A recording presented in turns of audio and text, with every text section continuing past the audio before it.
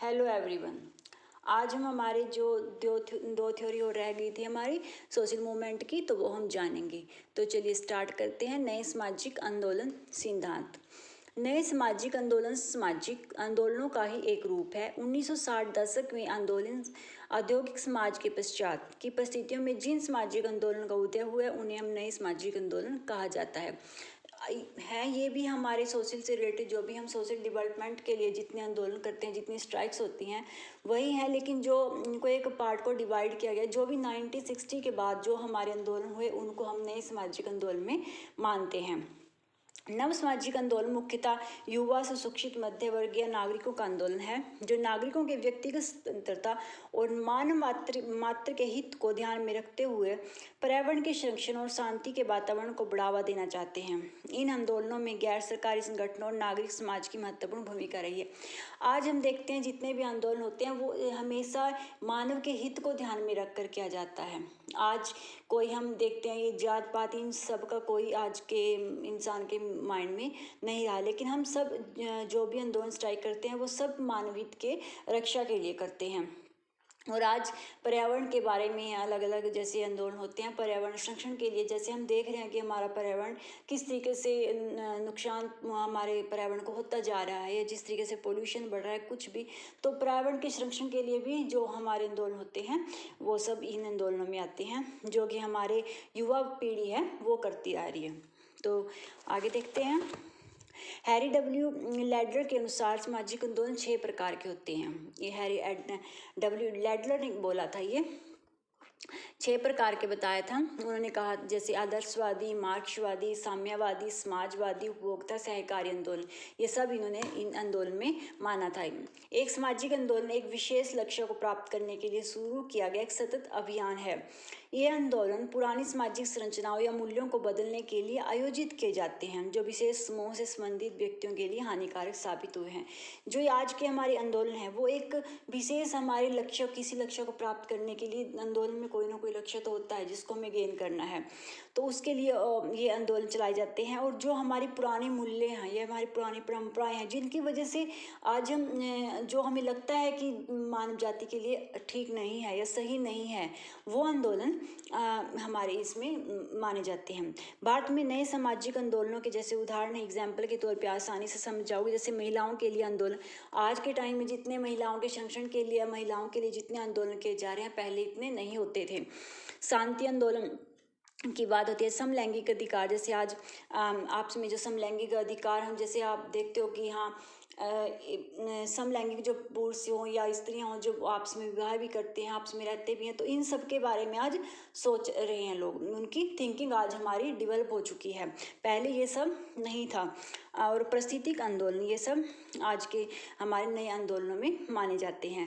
भारत में सामाजिक आंदोलन का सबसे बड़े जो महानायक माने जाते हैं वो डॉक्टर बाबा साहेब अम्बेडकर हैं। ये ध्यान रखना कि अगर हम ये माना जाए कि सामाजिक आंदोलनों के सबसे बड़े महानायक जो माने जाते हैं वो कौन थे, तो वो डॉक्टर बाबा साहेब अम्बेडकर। हम जानते हैं कि बाबा साहेब अम्बेडकर ने किस तरीके से अपने बचपन में जो पीड़ाएं सही थी, या उन्होंने जो समाज का रूप देखा था, उन्होंने एक बहुत बड़ा चेंज लाए थे वो हमारे देश में। तभी ये संविधान बन पाया, तभी हमें जो अधिकार आज मिल रहे हैं, जहाँ हम जो भी कर रहे हैं, तो वो उन्हीं की देन है। तो इसलिए इनको सामाजिक आंदोलन का सबसे बड़े महानायक ये माने जाते हैं।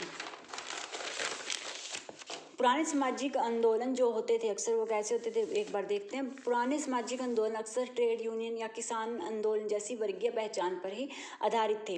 नए सामाजिक आंदोलन ऐसे आंदोलन हैं जहां प्रतिभागियों ने छात्रों, महिलाओं, अश्वेतों या पर्यावरणियों के रूप में पहचान को साझा किया है। एक बार हम इंग्लिश में लर्न करते हैं। It is a theory of social movement that attempt to explain the plethora of movement that have come up in various western society रफली सीन्स इन द मिड 1960। वही है 1960 सेंचुरी के बाद के जितने भी मध्य वर्ष 1960 के, तो जो भी आंदोलन हुए वो हम इन सब में लाते हैं, ठीक है।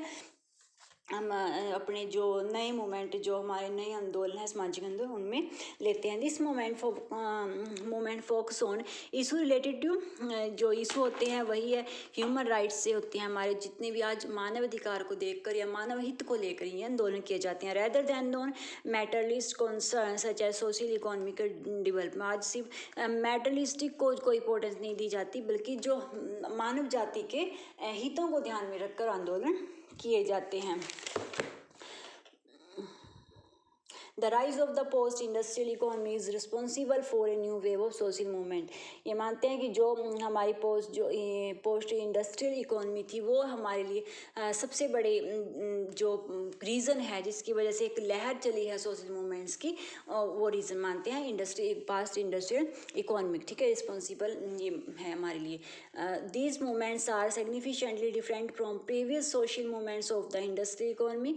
The primary difference in their goals as the new movement focus not on issue materialist. ये मेन इनमें जो डिफरेंस है वही है कि आज जो है वो सिर्फ मेटलिस्टिक को फोकस में रखकर, मेटलिस्टिक क्वालिटी को फोकस में रखकर कोई मूवमेंट नहीं होता, such as economic wellbeing but an issue related to human. सिर्फ ये ध्यान रखना आप लोग, जो मानव अधिकार, जो भी मानव हितों के लिए आंदोलन हो रहे हैं आज के टाइम में, वो हमारे नए सामाजिक आंदोलन माने जाते हैं। नए सामाजिक आंदोलन का मेन यही है कि इसमें हम मानव हित के, मानव के लिए जो भी सही हो उनके लिए हम आंदोलन करते हैं। न्यू सोशल मूवमेंट्स एग्जाम्पल्स, जैसे हम एग्जाम्पल्स है women suffrage and the same sex marriage movement है, ये सब जो है हमारे नए सामाजिक आंदोलन हैं।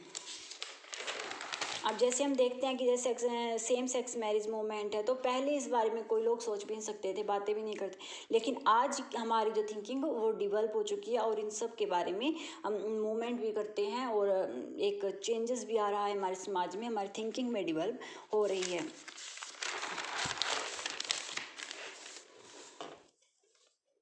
Four theorists best explain the range of new movement theories in the context of their own intellectual tradition।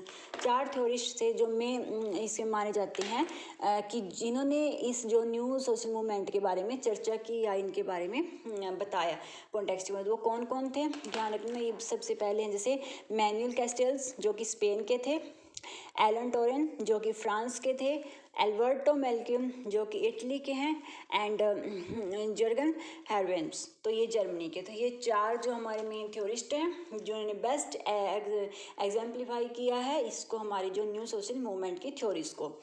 Other examples are, जैसे ये भी एग्जाम्पल्स ही हैं, women movements, peace movements, gay rights movements, ecology movements, ये सब हमारे new social movement में आते हैं। नेक्स्ट हमारी जो थ्योरी है वो है पॉलिटिकल प्रोसेस थ्योरी। ये हमारी थ्योरी में, इसमें सिर्फ इतना ही है थोड़ा पार्ट, लेकिन इनमें से कई बार क्वेश्चन बनते हैं, इसलिए हमें सबसे पहले पता होना चाहिए कि थ्योरीज में होता क्या है। अगर हमें इसका मीनिंग क्लियर है तो हम आसानी से क्वेश्चन को कर सकते हैं। आगे हम इससे रिलेटेड मैं कुछ क्वेश्चन डालूंगी जो थ्योरीज अभी कराई हैं, ताकि हम आपको ये पता लग जाए कि किस तरीके से इसके क्वेश्चन बन जाते हैं। पॉलिटिकल प्रोसेस थ्योरी है, सिद्धांत कहता है कि कोई भी सामाजिक आंदोलन असल में एक राजनीतिक आंदोलन का ही प्रकार होता है। ये हर सामाजिक आंदोलन के मूल रूप में एक राजनीतिक अवसर छुपा हुआ है। ये मानते हैं ये सिद्धांत कि असल में चाहे कोई भी सामाजिक आंदोलन हो रहा हो हमारे यहाँ, ये हम भी देखते हैं, तो वो राजनीतिक आंदोलन का टाइप उसका ही एक प्रकार होता है। हर सामाजिक आंदोलन के मूल में राजनीतिक अवसर छुपा हुआ होता है। एक राजनीतिक आंदोलन लोगों को एक समूह के द्वारा सरकार की नीति या सामाजिक मूल्यों को बदलने का एक सामूहिक प्रयास है। जो भी ये राजनीतिक आंदोलन है ये हमारे, ये क्या करते हैं, इनके द्वारा क्या हो, जो सरकार कई बार जो हमें लगती हैं कि सरकार की नीतियाँ गलत हैं या फिर कुछ भी हम कोई भी मूल्यों में चेंजेस लाना चाहते हैं, तो उनके लिए जो किए जाते हैं, हमें एक समूह इकट्ठा किया जाता है, उनके बारे में जो बातें की जाती हैं, तो वो सब हमारे राजनीतिक आंदोलन जो भी मूवमेंट किए जाते हैं। समाजशास्त्री डगलस मैकल जो स्टैनफोर्ड विश्वविद्यालय के प्रोफेसर थे, ठीक है, ये याद रखना, जिसने मतलब कि पॉलिटिकल प्रोसेस थ्योरी के बारे में बात की। तो वो थे हमारे जस्ट मिनट डगलस मैकेट्स, जो कि स्टैनफोर्ड विश्वविद्यालय के प्रोफेसर थे, को ब्लैक सिविल साइट्स आंदोलन के अपने अध्ययन के माध्यम से सबसे पहले इस सिद्धांत को विकसित करने का श्रेय दिया जाता है। ठीक है, याद रखना ये डगलस मैकेट्स, ये जो कि स्टैनफोर्ड विश्वविद्यालय के प्रोफेसर थे।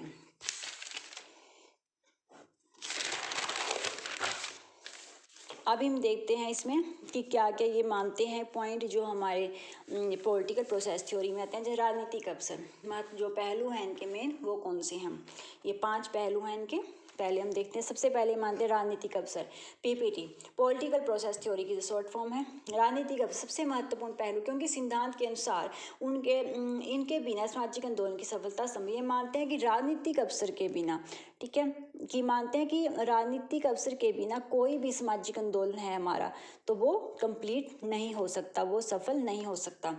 सेकंड इज लामबंदी संरचना, जिसको हम इंग्लिश में बोलते हैं स्ट्रक्चर मोबिलाइजेशन। पहले से मौजूद संगठनों, राजनीति के अन्य को संदर्भित करते हैं जो उस समुदाय के बीच मौजूद हैं जो परिवर्तन चाहता है। ये वो है, ये मानते हैं स्ट्रक्चर मोबिलाइजेशन, जो कि चेंजेस चाहते हैं हमारे समाज में, वो एक समूह बनता है, इकट्ठे होते हैं। तो ये जो हमारे संगठन पहले से मौजूद हैं जो कि चेंज लाने में हमेशा आगे रहते हैं, जो चाहते हैं कि हमारे समाज में चेंजेस हो। तो वो एग्जाम्पल है समुदाय और गैर लाभकारी संगठन, छात्र समूह, स्कूल आदि इसमें इन्वॉल्व होते हैं। थर्ड इज सेकेंड है, ये थर्ड है। थर्ड इज फ्रेमिंग प्रक्रियाएं, समूह या आंदोलन को स्पष्ट रूप से और प्रेरक रूप से मौजूद समस्याओं का वर्णन करने की अनुमति देने के लिए एक संगठन के नेताओं द्वारा फ्रेमिंग प्रक्रियाएं की जाती हैं। ठीक है, ये मानते हैं कि जो भी हमारी समस्याएं हैं उस समय की, जो भी हम जिस भी टॉपिक को हम लेकर चलते हैं, जो हमारे समाज में एक समस्या है, कुछ भी है, तो वो उनको एक क्या कहते हैं, उनका फ्रेम तैयार करते हैं, उनकी प्रक्रियाएं देखते हैं, उन तब स्पष्ट करते हैं। ये इससे आपको समझ में आ जाएगा इसका कि परिवर्तन, जब वो इस बारे में एक फ्रेम होता है कि परिवर्तन क्यों जरूरी है, क्यों आवश्यक है, क्या परिवर्तन वांछित है, क्या हम जो परिवर्तन चाह रहे हैं वो सही है, और कोई उन्हें कैसे हमें उसको प्राप्त करना है। तो ये फ्रेमिंग प्रक्रिया में आता है। फोर्थ इज पीपीटी के अनुसार विरोधी चक्र सामाजिक आंदोलन की सफलता के महत्वपूर्ण पहलू है। ये हम देखते हैं कि आज कोई भी आंदोलन होता है, जब उसके ऑपोजिट भी होते हैं तभी कोई भी आंदोलन सफलता, क्योंकि जब उनके बारे में हम कोई आंदोलन शुरू कर रहे हैं तो उसके बारे में चर्चाएं होती हैं। आज हम देखते हैं कोई आंदोलन करते हैं, जैसे अब किसान आंदोलन चला तो उसके ऑपोजिट बोलने वाले भी बहुत थे, लेकिन हर आंदोलन के साथ विरोधी चक्कर चलता ही है। पीपीटी का 5वां और अंतिम पहलू विवाद प्रदर्शनों की सूची है, जो अन्य उन साधनों के सेट को संदर्भित करता है जिनके माध्यम से आंदोलन अपने दावे करता है। उन्हें आमतौर पर हड़तालें, प्रदर्शन, याचिकाएं शामिल होती हैं, जिसमें अभी जैसे प्रदर्शन करते हैं किसी चीज़, कोई भी हमारा टॉपिक है, कोई विवाद है हमारे पास, तो उसके जो भी हम क्या करते हैं उसमें कि होने का माध्यम से अपने जो भी दावे करते हैं, ठीक है, कि हाँ इसमें हमें जाए का आप लगा लो, जैसे हम ये चाहते हैं कि इसमें ये मांग पूरी हो, ये होना चाहिए, तो ये सब जो दावे होते हैं, या कोई एक दावे करते हैं कि हम ऐसा कर देंगे, हम ऐसा ये करेंगे, तो वो सब हमारे इसमें 5वें और अंतिम पहलू में आता है, विवाद प्रदर्शनों में। ठीक है, एक बार हम इंग्लिश में लर्न कर लेते हैं। The way in which political process theory is similar to resource mobilization in many regards, but tends to emphasize a different component of social structure that is important for social movements development is a political opportunity, जो कि जरूरी है हमारे किसी भी movement के लिए, हमारे सोशल मूवमेंट के लिए। एग्जाम्पल है हमारा ये पॉलिटिकल अपॉर्चुनिटी, राजनीतिक अवसर, जो हमने पीछे पढ़ा है, इसको इसका महत्वपूर्ण पहलू मानते हैं हमारे सोशल मूवमेंट का। It argues that there are 5 vital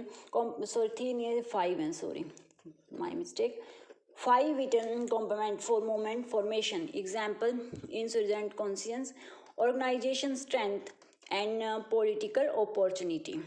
first is insurgent conscience, यानी कि विद्रोही चेतना, जो भी विरोधी वर्ग, जैसे हमने भी पढ़ा है वो, certain members of society feel deprived, mistreated and have deviance rejected at the system that have prized and unjust. When a collective sense of injustice develop, it motivate people to become movement members. वही है, जब हम किसी भी चीज़, जब हम किसी चीज़ से एक सहमत नहीं हैं, या हम वंचित हैं किसी भी चीज़ से, तो तभी हम आंदोलन करते हैं।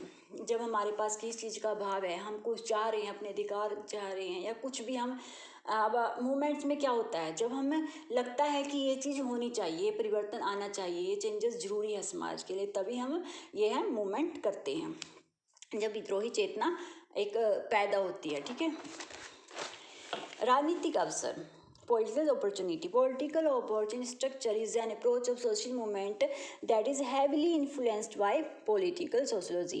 It argues that the success or failure of social movement is affected by primarily by political opportunity. ये मानते हैं कि पॉलिटिकल राजनीतिक अवसर के बिना कोई भी हमारा जो सोशल मूवमेंट है कभी भी हमारा कंप्लीट नहीं हो सकता। ये हम देखते हैं जब भी हमारे आंदोलन होते हैं वो ऑटोमेटिक क्या होते हैं, वो पॉलिटिकल उसमें अपने आप ही राजनीति उसमें अपने आप ही इन्वॉल्व होती चली जाती है। Third is mobilizing structures, refers to the already existing organization that are present among the community that wants change. ये वो है जो चाहते हैं हम सर, मोबिलाइजिंग स्ट्रक्चर है जो हमने भी पढ़ा है कि ये वो समूह होते हैं, संगठन है जो पहले से कि जो चाहते हैं हमारे समाज में चेंजेस आए। हमारे एग्जाम्पल ऐसे include church, community, non profit organisation and student groups and schools, name of you.